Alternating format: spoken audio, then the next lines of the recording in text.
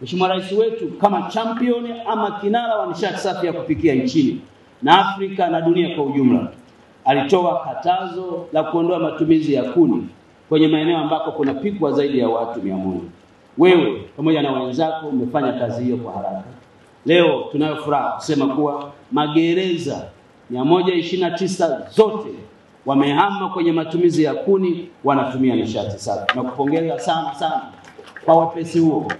Na nikiwa waziri anayesimamia sekta ya nishati nchini, nataka niwaelekeze wakala wa nishati vijijini REA kwamba kuanzia leo ruzuku tuliyopanga kutoa kwa ajili ya watu wanaozalisha vifaa mbalimbali kwa ajili ya matumizi ya nishati safi ya kupikia, kipaumbele cha kwanza kiwe magereza, kwa sababu wao wameonyesha mfano.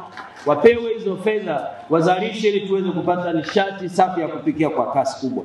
Na mimi kama sehemu ya uongozi wa nchi nataka nikuhakikishie kuwa serikali chini ya Dr. Samia Suluhu Hassan inatambua mchango wa chuo hiki kwa ajili ya watu wote wa Tanzania, wakiwemo askari wetu, kwamba hili ni eneo la kurekebisha tabia kwa watu. Imani yangu ni kwamba mtaendelea na kasi ile ile, na miradi ambayo mmeianzisha nimefurahishwa sana kwamba mnajenga holi hapa, lakini mmeamua vile vile kujenga madarasa kwa fedha zenu za ndani, na sasa mmefika kwenye renta. Na kwa kweli kwa sababu nimefurahi sana, kwanza kwa mapokezi mazuri na namna mlivyojipanga, nikaona na mimi nisitoke mikono mitupu. Ile darasa mnalolijenga linahitaji mabati 300, hayo nitayatoa mimi kwa ajili ya kuwasaidia ili tujenge ile darasa.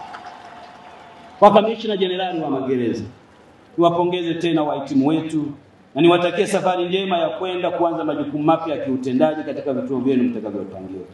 Na baada ya kusema hayo, sasa naomba kutamka kuwa mafunzo ya uongozi ya ngazi ya juu kozi namba 27 ya mwaka 2024-2025 ya Jeshi la Magereza yamefungwa rasmi leo tarehe 28 mwezi wa 3 2025.